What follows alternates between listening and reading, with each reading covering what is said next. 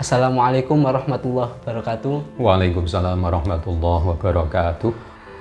Hamdan wa salaman amma ba'du. Bersama kita lagi di Maulaya Official Channel bersama narasumber kita Abah Khairul Anam dari Dana Anyar Jombang. Di sini kita akan membahas tentang musik, Bah. Iya. Kan ada sebagian orang yang menganggap musik itu dilarang, musik itu haram, musik itu bid'ah. Lantas bagaimana pandangan Islam mengenai musik tersebut, Bah? Iya.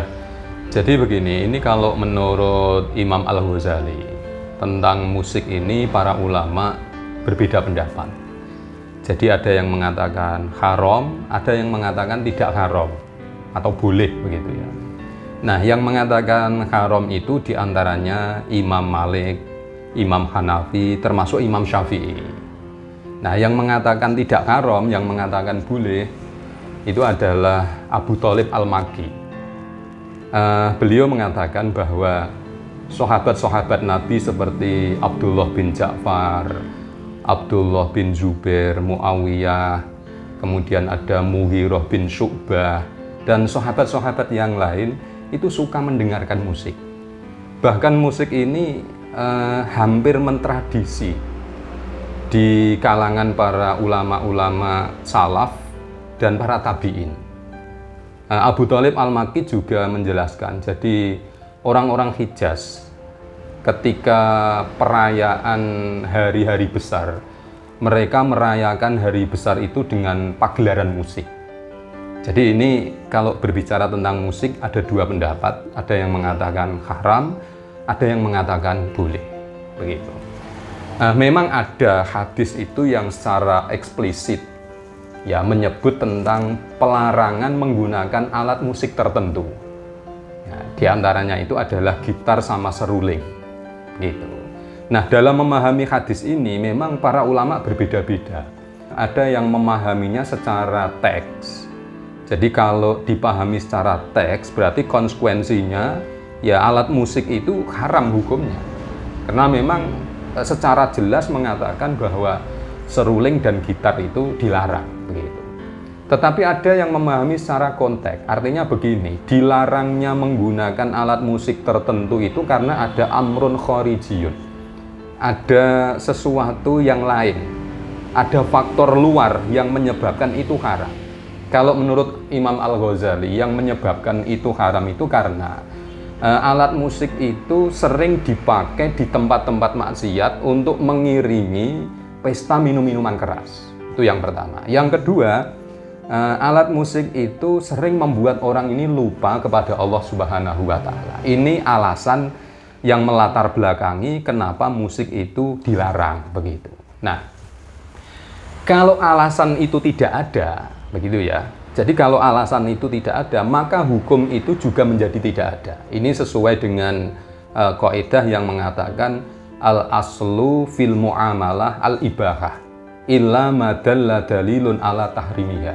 Jadi yang asal dalam urusan muamalah itu boleh kecuali ada dalil yang mengharamkannya. Nah, urusan musik ini termasuk urusan muamalah. Jadi asalnya urusan musik itu boleh.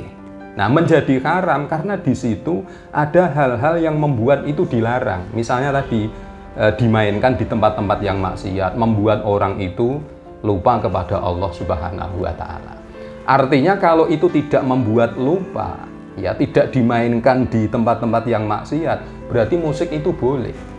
Bahkan ulama-ulama sufi itu banyak yang menjadikan musik itu sebagai media untuk mendekatkan diri kepada Allah. Seperti musik yang digunakan untuk mengiringi tarian Maulawiyah yang dimainkan oleh sufi besar Jalaluddin Rumi, itu kan ada tari-tariannya itu. Itu justru dengan cara seperti itu dia semakin mendekat kepada Allah. Jadi ini kembali lagi kalau berbicara tentang musik hukumnya ada dua, ada yang mengatakan haram, ada yang mengatakan tidak. Selama di situ tidak menimbulkan maksiat dan tidak membuat orang itu lupa kepada Allah, maka musik itu boleh. Begitu.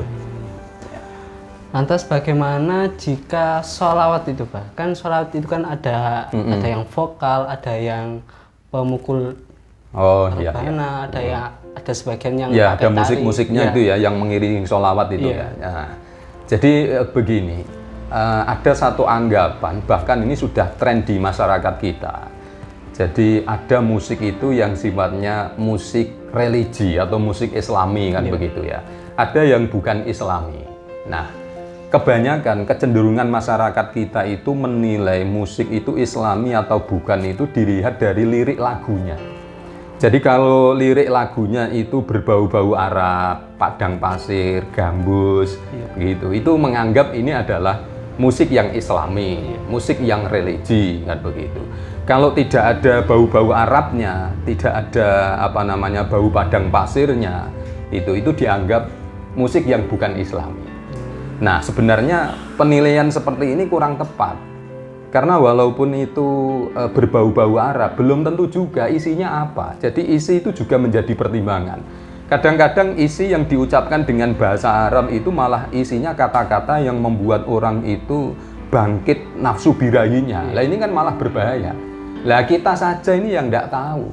Taunya kalau Arab itu ya islami begitu. Padahal isinya tidak karu-karuan. Lah ini yang repot. Gitu. Makanya kita melihatnya itu bukan dari semata-mata ini lirik lagunya Arab atau tidak, tetapi lebih pada isinya. Jadi kalau isinya itu justru menimbulkan hal-hal yang tidak baik, begitu ya, misalnya membangkitkan nafsu yang tidak baik, nah ini berarti tidak diperkenankan. Ini bukan musik yang islami. Ya, kalau musiknya itu yang ditampilkan itu isinya justru mengajak hal-hal yang positif, walaupun lirik lagunya tidak Arab, walaupun lirik lagunya tidak nuansa padang pasir, misalnya pop Jawa, tapi isinya pendidikan, ya tidak masalah, kan begitu. Jadi bukan di Arabnya lah. Kalau sholawat kan sudah jelas. Walaupun kita tidak paham maksudnya itu apa, kan namanya sholawat itu doa, isinya puji-pujian kepada Nabi. Ya, walaupun diiringi dengan musik, ya kembali lagi tadi. Kalau kita berpegang pada musik yang boleh, kan tidak masalah. Walaupun sholawat itu diiringi dengan musik, ya tidak masalah. Gitu. Jadi musik religi, musik Islami itu jangan dilihat Arabnya, tetapi lebih pada isinya. Walaupun nuansanya itu musik Jawa, musik pop, tapi kalau isinya mengajak kepada kebaikan, ya itu baik, kan begitu. Dalam pandangan Islam, adakah batasan-batasan dalam seorang bermusik itu? Oh ya, tentu ada. Jadi jangan sampai bermusik ini keluar dari norma-norma aturan Islam. Walaupun memang boleh, tapi di situ tetap harus ada hal-hal yang perlu diperhatikan. Tentu yang pertama adalah kalimat-kalimat yang dikeluarkan atau lagu-lagu yang dinyanyikan ini bukan lagu-lagu yang berbau maksiat. Misalnya kata-katanya kotor, isinya caci makian, ya, isinya menjelek-jelekan orang lain. Nah, ini harus dihindari.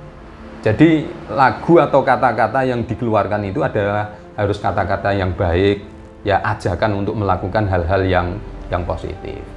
Kemudian yang kedua, tentu orang ini harus menjaga sopan santunnya. Ya, sopan santun itu artinya ketika dia melantunkan lagu, ya, dia tampil di pentas musik, tetap harus menjaga sopan santunnya. Misalnya dalam bernyanyi, jangan lalu kemudian bokongnya diputer-puter sampai yang lihat itu ngiler lah. Ini harus dihindari hal-hal seperti itu. Gitu. Kemudian yang ketiga, tetap harus menjaga aurat. Terutama ini penyanyi-penyanyi perempuan, ya, dijaga auratnya. Ya, walaupun sudah ditutup, tapi kalau pakaiannya betetet, koyok lepot, lah ini juga berbahaya ini. Ini menimbulkan fitnah. Atau kadang malah auratnya itu dibuka, ya kan?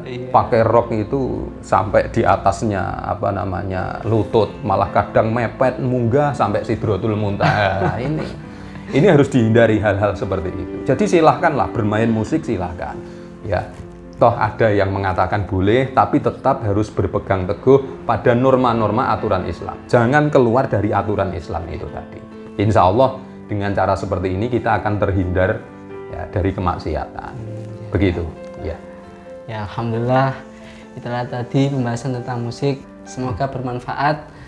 Cukup sekian yang dapat kita sampaikan. Kurang lebihnya kita mohon maaf yang sebesar-besarnya. Wabillahi taufiq wal hidayah. Walhidayah wal inayah. Wassalamualaikum warahmatullahi wabarakatuh. Waalaikumsalam warahmatullahi wabarakatuh.